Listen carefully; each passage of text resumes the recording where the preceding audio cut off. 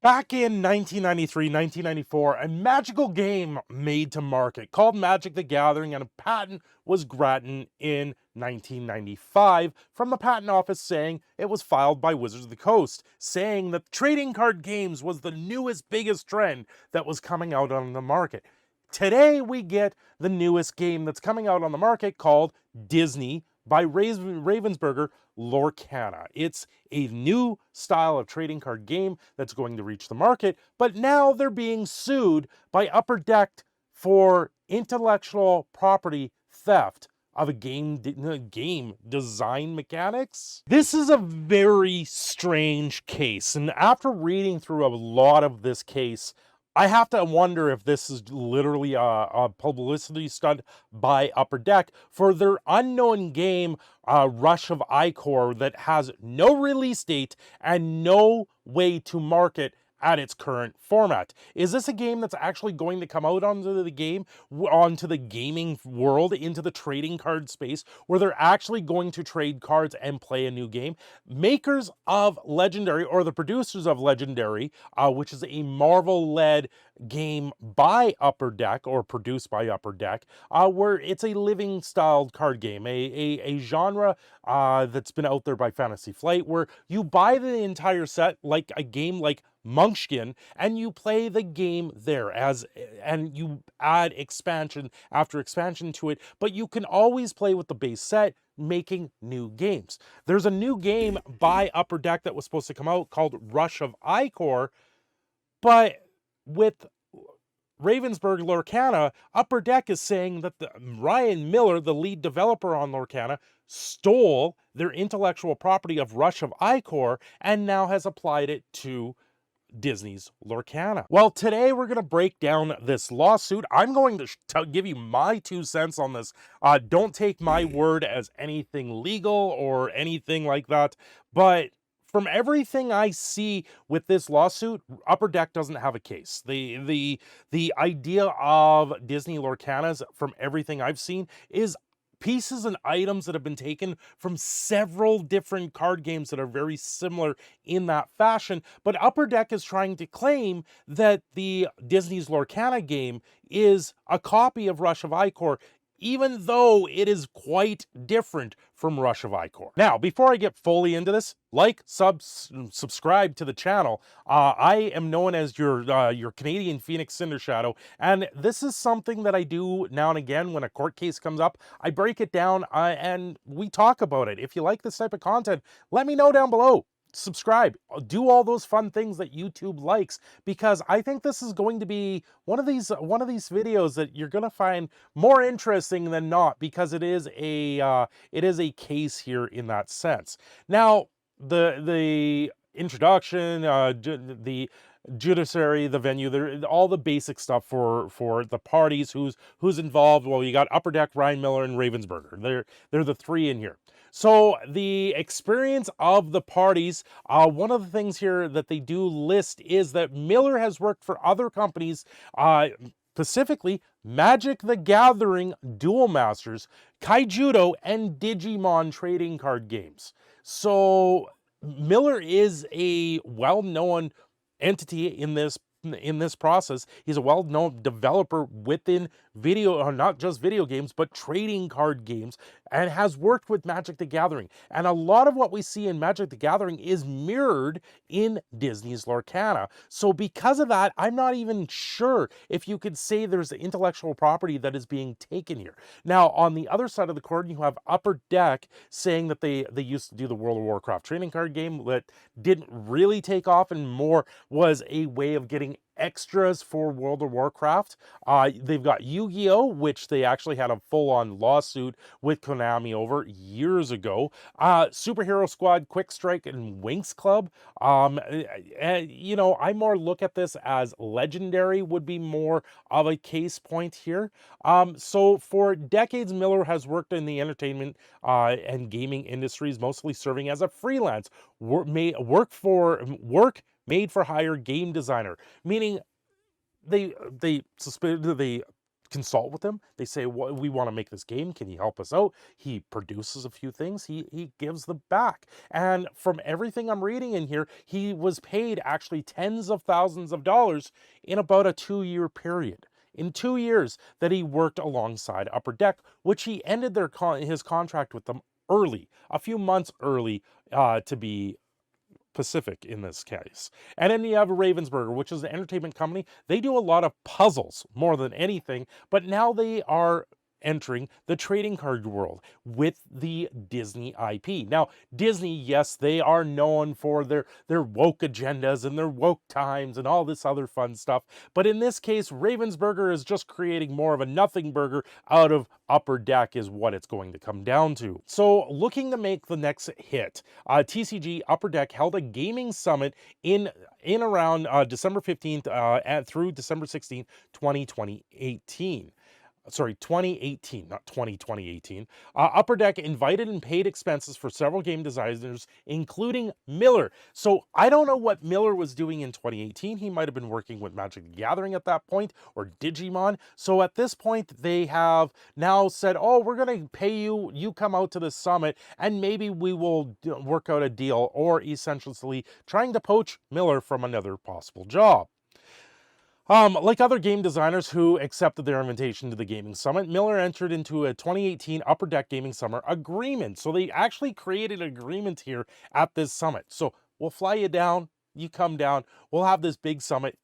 Just sign a few pieces of paper and you can work for us. You can do a few extra things for us. So Upper Deck and Miller's development of Rush of Ikorr. Miller's role as lead game designer was memorialized as a work-for-hire agreement dated June 24th, 2019. Important date for when he was actually hired on, even though he signed an agreement with the summit back in 2018. So another, what is it, 6 months before they actually hire him on for this. He agreed to pay Miller to create and design TCG that would be played both in a physical and digital form. Miller was responsible to create an initial theme for Rush of Ikorr, develop basic game mechanics, provide a single-player demonstration with 20 to 30 cards to convey the game's design, and use his best efforts to contribute ideas, concepts, designs, feedback related to design, mechanics, and creation of the Rush of Ikorr TCG to commemorate with UDC's brand, with Upper Deck's brand. Now, because he's in the gaming space, in the trading card space, you would honestly lean on the strengths that you've designed in the past. He's had designs in Magic the Gathering, so at this point, you're going to take mechanics that are similar. You're going to build something. They want something just to put it out there as a basic concept, a basic proof of concept to the market, and so you're going to lean where you know and make it as such. Now, it's very interesting in that sense that they want this to also be a digital game, which, as far as I know, Disney's Lorcana has nothing to do with the digital version of it, so that is kind of weird to put that in there. Work for hire agreement set a timeline was from June 2019 through to March 2021, under which Miller would complete various milestones and expansions for Rush of Ikorr. As with the summit agreement, the work for hire agreement provided all the products, works, concept, trade secrets, intellectual property developed by Upper Deck and Miller to create Rush of Ikorr belong solely to Upper Deck. As such, the parties agreed that Rush of Ikorr and relating and underlying materials were works made for hire belonging to Upper Deck, were irrevocably assigned by Miller to Upper Deck, including all modifications and derivatives thereof. Now, here's the thing. When it comes to trading card games right now, there is a set patent. The patent is wide open. It's an open concept. It's something where you have like Flesh and Blood, you have Digimon, Pokemon, Yu-Gi-Oh, World of Warcraft in this case, where all these concepts are something that's known at this point. And that patent was held by Wizards of the Coast with Magic the Gathering for a very long time. And that's why you went, You didn't go for years without a new card game, but you couldn't touch anything that looked similar to Magic the Gathering at that time. That's why you have Pokemon with energy. That's why you have Yu-Gi-Oh with different version of it. That's why you had the Star Wars TCG, which created a whole new battleground landscape. They were completely different. They were completely different from each other, creating a whole new gaming experience and gaming space. But now we see new games today like Flesh of Blood, which does play very similar to Magic the Gathering. You see what looks like Keyforge, which has the same idea of Magic the Gathering, but instead of trying to defeat your opponent by killing them of 20 life, you're trying to get to 20.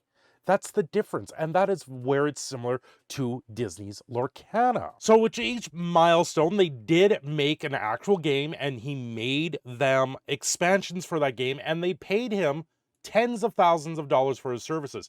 Now, I have to say, tens of thousands of dollars in 2 years worth of time.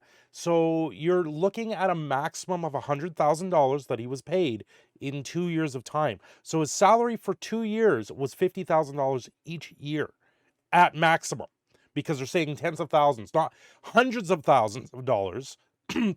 They're saying tens of thousands. So it would be anywhere from $10,000 to $100,000 is would be my understanding of this, saying tens of thousands of dollars, meaning they paid him that much. So I think saying that he got paid about $50,000 for 2 years, for a year's worth of work, that's decent compensation, especially in the United States. That's pretty good. But he also did produce the game, and he produced expansion sets for the game.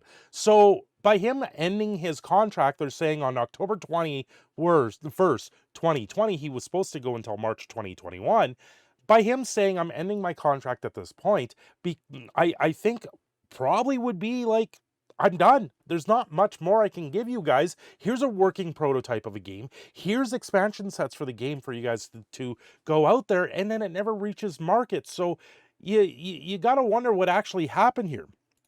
Throughout Miller's time as lead game designer for Rush of Ikorr, Miller had direct access to Upper Deck's confidential proprietary information, including without limitation Rush of Ikorr draft rules, concepts, components, designs, marketing strategies, and plans for implementation. On information and belief, Miller maintained access to these things even after terminating his relationship with Upper Deck, and used, reference, and or otherwise relied on them to create Lorcana's Ravensburger. And I would say this is probably factually false. It would come down to discovery, but because he has history in Magic the Gathering, Digimon, and other trading card games, he's falling back on stuff he already knows. So everything he already knew, he applied to this new game, and now Upper Deck is trying to say everything he applied to this game is now ours, and just because he knew it before doesn't mean that he didn't know it before giving it to us. So what is he supposed to do? Completely wipe his memory? Completely give up everything that's in his head? No, I think this is why they hired him in the first place, was because he already was a leading game designer in this space. So that's kind of like your resume. You don't suddenly forget your resume because you've left the company. Like, it doesn't make any sense that this is what they're demanding here, saying that, yeah, he brought in all these things, he did all of these things for us, and now suddenly he has to forget it all. No, that's not how this works. He works in a industry that's already there. Everything that I've seen with Lorcana is already ideas from every other card game that I've ever played or seen. So I don't see how this is the same thing. Miller goes to work for competitor Ravensburger. Either before or just after he terminated his work for hire agreement, he began to work for Ravensburger. Now, he terminated 2020, October 21st, and then went to work for Ravensburger, which didn't get anything out to market until September 2022. So we're talking a gap of 2 years, right? This is where we're not quite sure, and they're saying that Ravensburger and Miller spent approximately 2.5 years developing it. They don't have actual dates here, so this would be something that they would be petitioning in findings in the court proceeding in discovery. So Discovery would give a clearer outline of this timeline, but that's probably going to be sealed under lock and key, because as Ravensburger or as Upper Deck, I wouldn't want that actual information to be out there. So right now, on the baseless claim here, it's baseless. It's a nothing burger. It's not going to be anything, because he actually left, and so we're fast forwarding to today, which they're stating here April 2023. So October 2020 to April 2023, that's approximately 2.5 years. So I would say about the day that he terminated his contract, shortly after that, he must have been hired. He must have signed some agreement with Ravensburger. So it doesn't make sense to me. He leaves one to go to the other. His contract would have been up in March 2021, and that's not guaranteed they're going to re-sign with him anyway. So why wouldn't you bite at the apple? Like that's to me what it seems here, right? Despite Miller's departure, Upper Deck continued to invest in Rush of Ikorr game design and dedicating substantial time and resources to further develop Rush of Ikorr. Miller's exit directly resulted in a significant time delay and interruption to the game development process, but he handed them a full playing game and expansion sets, so I don't see how this is a claim. I don't see how this is. Future expansion of the game, yes, but you had a game and expansion sets as stated in your lawsuit here. So how suddenly you can't go forward with the game because you have no one developing it forward? It just doesn't make sense. As well as increased costs incurred by Upper Deck. For example, Upper Deck hired 2 additional work-for-hire game designers to finish Rush of Ikorr Upper Deck's direction and under Upper Deck's direction and guidance. So he gave you a basic concept and expansions. I guess it wasn't complete 100%. Upper Deck was not publicly announced or launched Rush of Ikorr. In April 2023, Upper Deck filed a patent for application for Rush of Ikorr. This is just recent. Ravensburger announced Lorcana. Unbeknownst to Upper Deck, Ravensburger and Miller spent approximately 2.5 years developing Lorcana, which Ravensburger first publicly announced in and around September of 2022. Ravensburger publicly named Miller as the product manager and co-designer of the trading card game. In an interview at the time announcement, Miller acknowledged that in creating the game, we are not trying to reinvent the wheel, from an article with The Gamer. Now, yeah, you're not trying to reinvent the wheel. The guy worked in Magic the Gathering. Why would you reinvent what it's already been the fundamentals of a trading card game? You're not doing that. And by stating that this article is your evidence to how he came up with the original game, it doesn't make sense. While the game did not provide any details for the first announced in 2022, in or around April 2023, Upper Deck was able to inspect Lorcana's publicly posted rules and determine Lorcana and Rush of Ikorr are nearly identical. Remember this, nearly identical, right? So here it is. Rush of Ikorr, the basics. It's approximately an hour-long game. Magic the Gathering, and from what I see with Lorcana, it's probably about a 30-minute game. Magic the Gathering can be played 5 to 10 minutes if it comes down to it. Good games go on to be about an hour. To play, each player needs cards to be able to purchase from Upper Deck. The player uses purchase cards he or she acquired through trading to strategically build a deck consisting of 40 cards. So Rush of Ikorr is a 40-card deck. Building a deck in Lorcana, building a deck in Lorcana is your deck must have at least 60 cards in it. So Lorcana is a 60-card deck. Okay, nearly identical. Remember this, nearly identical.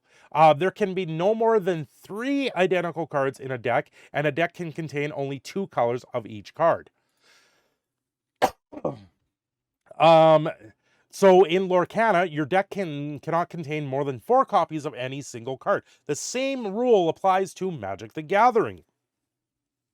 Your deck can only contain of 1 or 2 inks, so 2 colors. So Two colors, two colors. Me and Desolator, I know this has been announced for years with Desolator Magic. He has said this, and a few people around his channel have also said this, that Magic the Gathering would cut down on a lot of things if they put a cap on the amount of colors that could be used in a deck. And it's been suggested if you only play it with two colors in Magic the Gathering, so only a red-green deck or a green-white deck, a black-white deck, like so the two color concept has been out there for a long time. Now with Rush of Ikorr, there are four colors to select: yellow, green, blue, and red. What is this? Are we getting into trouble? Did you literally make a 4-player board game? Like that's what this sounds like. Now, so 2 inks. Now in Lorcana, you have 6 colors. You have amber, emerald, sapphire, steel, ruby, amethyst. In Magic the Gathering, you have red, green, black, white, blue, and colorless, which is artifact colors or mono colors or something like that. So you're telling me this is revolutionary and it's identical to Rush of Ikorr. Rush of Ikorr. Okay, then there are also 5 card types. Champions. Okay, so champions are like Mickey Mouse, or your creatures, or your storyteller villains, or your dreamborn sorceress, or your heroes, or your creatures and planeswalkers and legendary creatures in Magic the Gathering. Then you have locations. So locations, effects you put into play and remain until destroyed. In Disney's Lorcana, we have items or artifacts in like Magic the Gathering. In Rush of Ikorr, you have spells, one-time actions a player can initiate. So in Lorcana, we have spells or actions like Dragonfire or that destroy things. They also have songs that are like spells. They're actions that are one-time uses. Then you have avatars. This represents the player to help determine the 2 color of opposing deck. Maybe that's something from Commander for Magic the Gathering, where you put down a commander and you can only play colors from that color combination. And then overlays, cards that can modify champions. Well, they do have another thing in Lorcana where you take one of the creatures or one of the villains or like Stitch in this case, and you can place another creature on top of it, which is something from Pokemon with evolutions. This isn't anything new. This is everything that's already been there. So the cards in Rush of Ikorr contain abilities, keywords that have been throughout every trading card game. How is this different? And then you have abilities, support, or things where they tap and do stuff.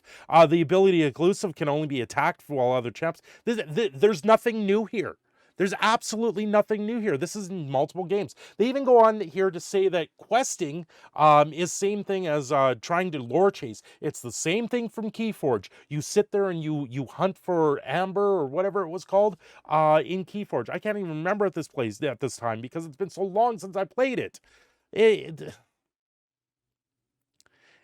So yeah, and then they go into Lorcana is similar, that it's 60 cards, 6 colors to choose, card 4 identity. Like it's not even the same game. It's not even the same game. It's very different. There's questing here. Challenges are, while questing, it's the same thing as what you do in Keyforge. I don't see it. So first cause of action, they're saying he breached the contract by going to work for them because he had this summon agreement with them. As far as I know, I haven't seen it. It would be found in Discovery if there was a breach of conflict. So that'll come down in Discovery if the even makes it to Discovery. I don't see this actually making it out there, but of course this is going to be something where a judge and a jury will sit there and look at everything. I believe if this gets in front of a jury, the jury is just going to be like, there's all these other card games out there. How is this a copy of that game? Like, I don't see it happening. And then they're saying fraud, concealment. He left them in October 21, then went to Ravensburger, and then 2.5 years later, they announced the game being out there. I don't see how he was obligated to tell them that he was working for them when he left their contract. Like, he left the contract. So I think because he left the contract, and unless there's a non-compete clause in that contract, which at this point, it's a work for hire, meaning you're working for hire, but that doesn't mean you can't go out and get another job. Like, yeah, including breach of contract, written contract. He left the contract early. He terminated it early. So they may have something there, but he did deliver, and he probably didn't have anything lasting past the 6 months. He probably didn't think they would extend his contract. So why would you not shop around? And if something better came along, why wouldn't you move that? Like, it doesn't make sense in this case. It sounded like to me they put together a relatively completed game, even though they had to go out there and hire a couple more people to get it out there. But I don't see this being anything crazy. And then they're claiming a negligent interference with prosperous economic relations. It just, now that they brought the case forward, they're saying that they're going to have negative consequences by putting this case out there. What? You're the ones suing them. It doesn't make any sense. Constructive trust. Upper Deck Real Edges incorporates the reference each and every allegation, yada, yada, yada. Trust is where, as here, some property of interest or interest in property, defendant has no right, is wrongly acquired. They're saying that he wrongly acquired information to bring forward to a new game. He works in the industry. I think he works in the industry for a reason. This is like telling you, because you're a firefighter and you went and worked in another county, you can't bring your skills as a firefighter and work in that other county. It doesn't make sense. You're going from one game to another. You're bringing the industry with you. If you don't bring your industry with you, you're not going to forget suddenly how to do the job. Like, this was his job. And then they're saying unfair competition because they're saying Ravensburger unconsciously and without authorization used and disseminated Upper Deck's confidential and proprietary game design to promote and market Ravens. No, I don't see this. I see this as Ryan Miller has taken bits and pieces from many other games out there on the market and created Lorcana. So what are they asking for here? They want special damages to be determined according to proof. They haven't given any proof yet, but of course this would be in discovery. Injunction relief, meaning they want to make Lorcana not be able to make it to market, and I don't see that happening at this case, because a judge will probably look at this, and Ravensburger just has to come back saying, full knowledge, saying, listen, this idea is in this game, this idea is in this game. We've taken a bunch of different ideas out there on the market and made something new out of it. It doesn't change the fact that it's a brand new card game with similarities to other games. Damages in the amount appropriate to punish Miller and Ravensburger. Well, what would the damages be to Miller at this point? You only paid him tens of thousands of dollars. He didn't make a profit off you, I can tell you right now. You had more than a chance to put your product to market, and it's not to market. We're 2018, now we're 2023. 5 years it took you to try and even come up with something, and you just made the patent in the trademark office, and without an idea on when this is coming to market. I don't see this happening. What is your relief at this point? For attorney fees, cost of the suit, interest and maximum legal rate, order declaring Ravensburger uphold Upper Deck's intellectual property. I don't see it. I see there, once again, an amalgamation of many different ideas coming in as one. And then they want a sheriff to oversee it all.